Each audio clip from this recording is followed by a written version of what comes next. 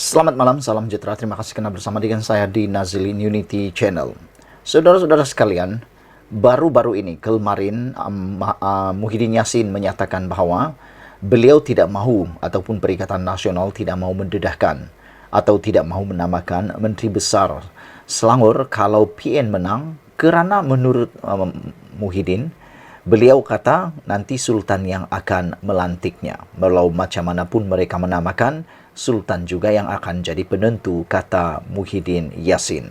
Ini seakan-akan satu sindiran yang tidak ketara, tetapi itu adalah mungkin pendapat daripada Perikatan Nasional juga Muhyiddin Yassin. Namun demikian, satu pendedahan daripada Sabudin.com menulis punca sebenar Perikatan Nasional tidak menamakan Menteri Besar daripada Perikatan Nasional kalau benar-benar Perikatan Nasional mampu menawan Selangor. Rupa-rupanya ada laporan dalam Sabudin.com menulis Azmin calon Menteri Besar Selangor.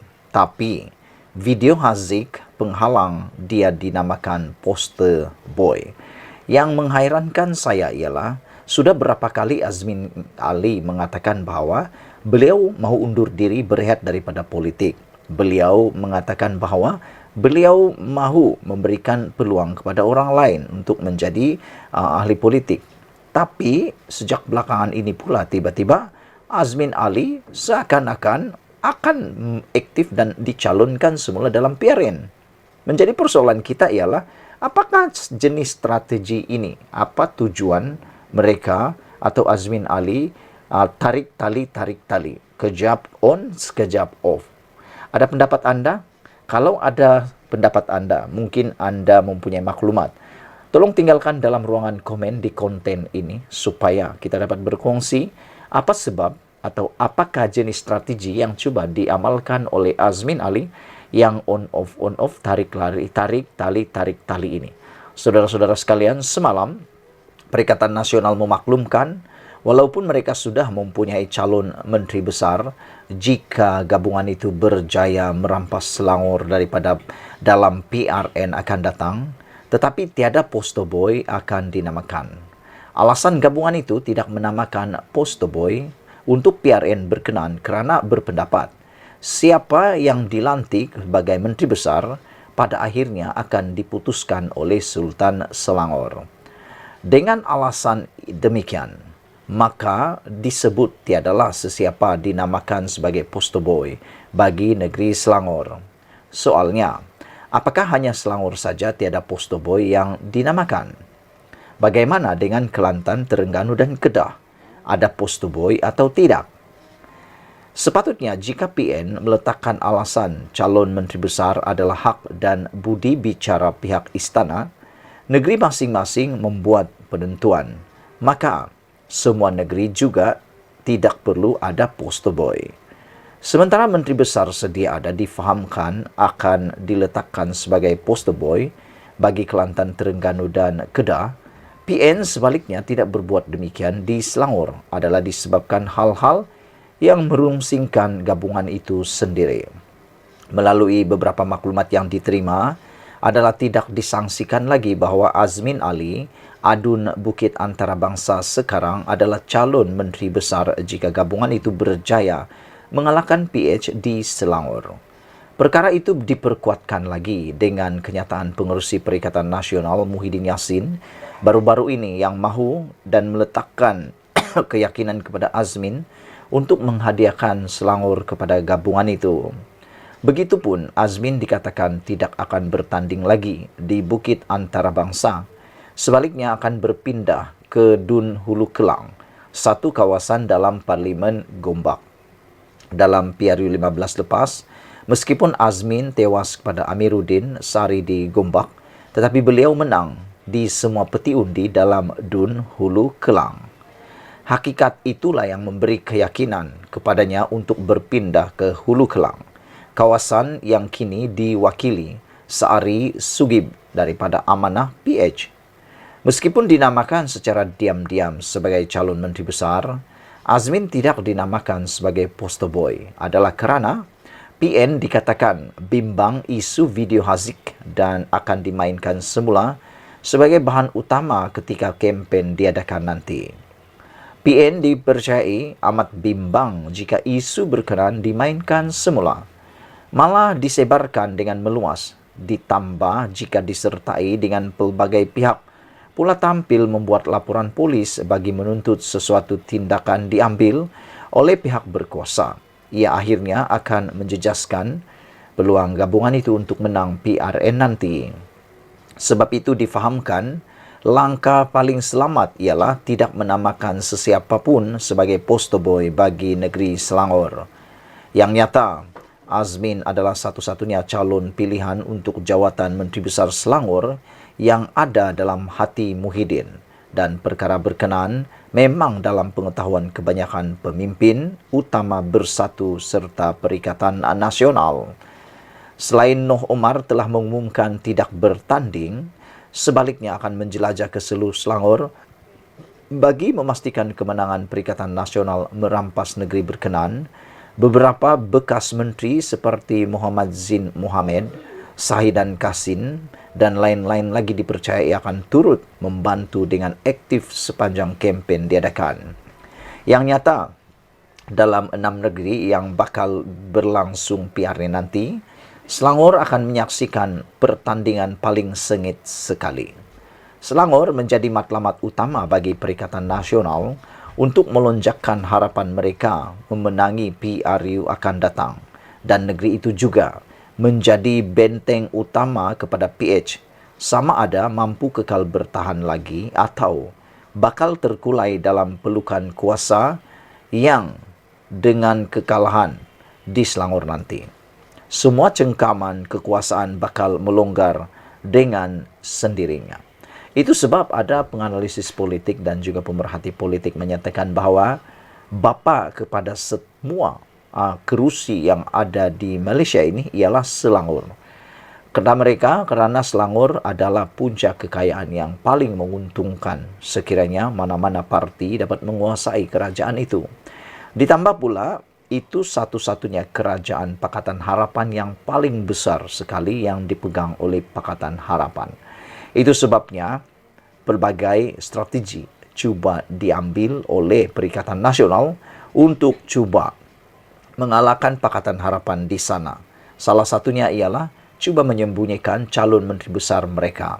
Ini juga saya anggap sebagai satu strategi untuk mengelurkan pihak lawan. Sebelum kita berpisah, sila tinggalkan komen anda, tekan butang subscribe. Malaysia kita punya, kita juga sama-sama cintai Malaysiaku. Kita jumpa lagi, bye-bye. Selamat malam, salam sejahtera. Terima kasih kerana bersama dengan saya di Nazilin Unity Channel. Ini satu lagi kejutan besar yang berlaku di Kedah yang pastinya akan menyentap dan membuatkan Sanusi khususnya terkejut dan mungkin akan berfikir, mampukah beliau menang di Kedah untuk PRN ini? Sebelum kita teruskan, sila tinggalkan komen anda. Adakah Sanusi patut berhati-hati di Kedah? Dan adakah mungkin Kedah akan tumbang dirampas oleh kerajaan perpaduan? Tepuk dada, tanya selera. Okey, baik.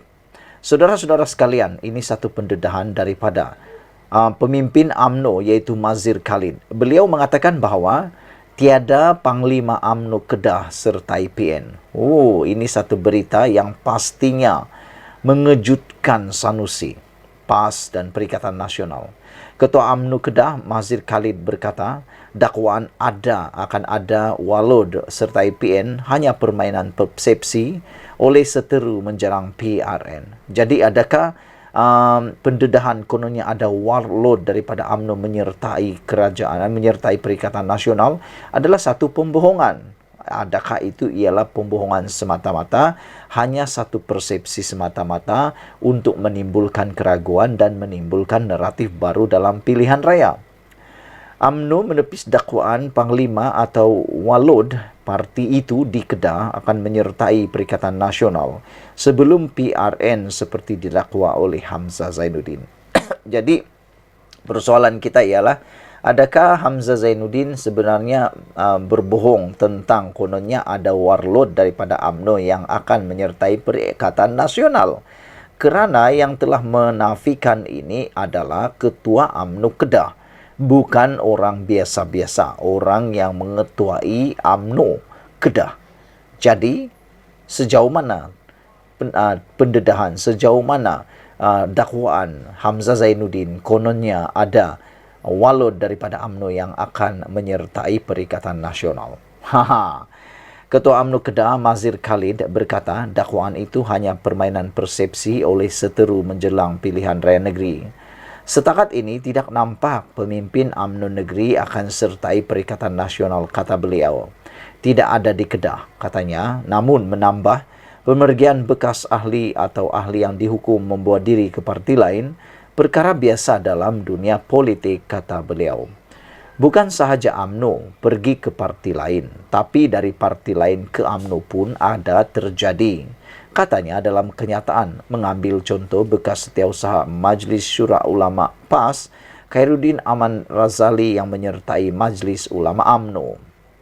Mazir berkata, permainan persepsi oleh PN itu usaha untuk meraih sokongan daripada pengundi muda yang akan mengundi pada PRN akan datang.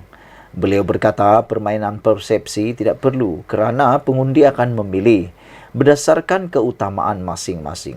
Mengambil contoh penyokong Barisan Nasional yang mengutamakan kemajuan Kedah.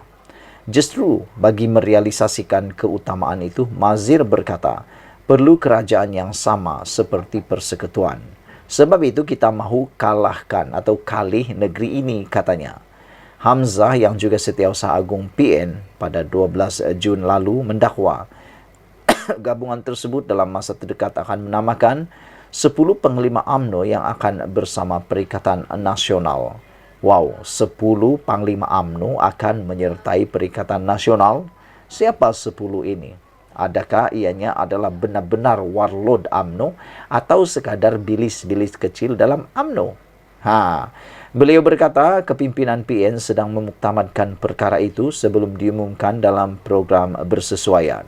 Sekian dulu untuk kali ini. Jangan lupa tinggalkan komen anda. Tekan butang subscribe.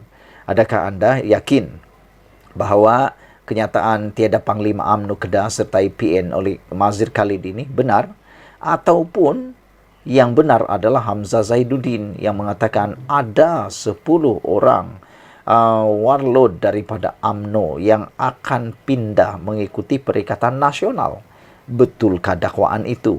Kalau betul, contoh bagi anda tolong bantu saya.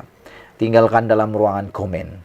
Pada pendapat anda, bolehkah anda teka siapa 10 warlord UMNO, Panglima UMNO yang kononnya akan menyertai Perikatan Nasional ini?